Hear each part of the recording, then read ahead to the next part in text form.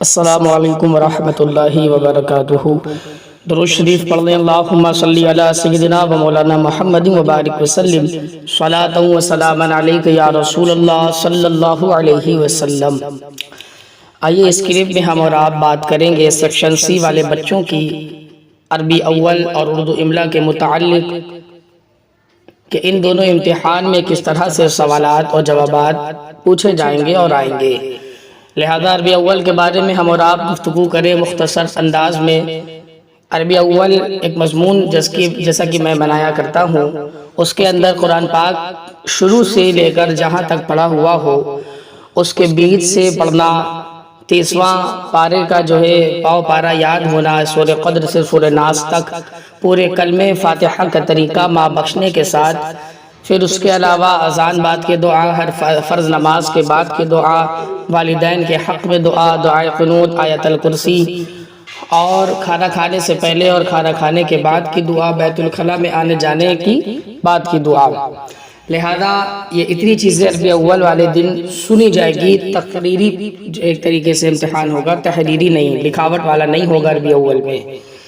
تو اس طریقے سے یہ مکمل پیپر سمجھ میں آ گیا۔ بات کرتے ہیں ہم اور آپ اردو املا یعنی جو ہے املے کے بارے میں۔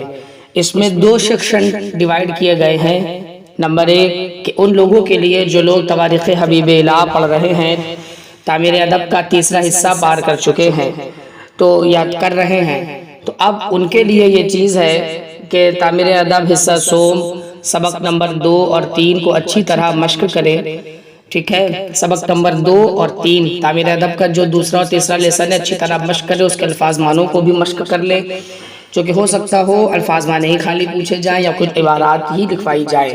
پھر تعمیر ادب حصہ سوم سبق نمبر یہ تعمیر ادب حصہ نمبر 2 سبق نمبر 2 کو اچھی طرح مشق کرے۔ یہ بات یاد رکھے، مطلب 2 سیکشن جیسا کہ میں بول رہا ہوں کہ اس میں بھی 2 سیکشن لگیں گے اردو املے میں، کہ جو ابھی تعمیر ادب دوسرا پہلا حصہ پڑھ کے دوسرا حصے کی طرف آئے ہوئے ہیں، ایک تو وہ، دوسرے وہ جو دوسرا حصہ پڑھ چکے ہیں، تیسرا حصہ پڑھ رہے ہیں یا پڑھ چکے ہیں، تواریخ حبیب الہ پڑھ رہے ہیں۔ تو جو تواریخ حبیب الہ پڑھ رہے ہیں وہ تیسرا اور دوسرا لیسن، اور جو تعمیر ادب دوسرا حصہ پڑھ رہے ہیں یا پڑھ چکے ہیں تو ان کے لیے تعمیر ادب کا دوسرا حصہ سبق نمبر 2 کو اچھی طرح مشق کرتا ہے۔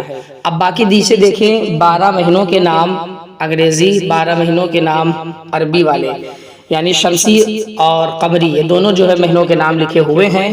اس کو آپ کو اچھی طرح مشق کرنا ہے، بغیر دیکھے لکھنے کے لیے آ سکتا ہے۔ جنوری، فروری، مارچ، اپریل، مئی، جون، جولائی، اگست، ستمبر، اکتوبر، نومبر، دسمبر، پھر اسی طرح محرم الحرام، صفر المظفر، ربیع الاول، ربیع الاخر، پھر جمادی الاولی، جمادی الاخر، رجب المرجب، شعبان المعظم، رمضان المبارک، شوال المکرم، ذوالقعدہ، ذی الحجہ، اس طریقے سے جو ہے ان مہینوں کے معاملات سامنے آئیں گے۔ لہذا یہ اردو املے میں بولا جائے گا، اور آپ کا وہ عربی اول کا باب ہو گیا، اچھے طریقے سے اس کو مشق کریں۔ السلام علیکم ورحمۃ اللہ۔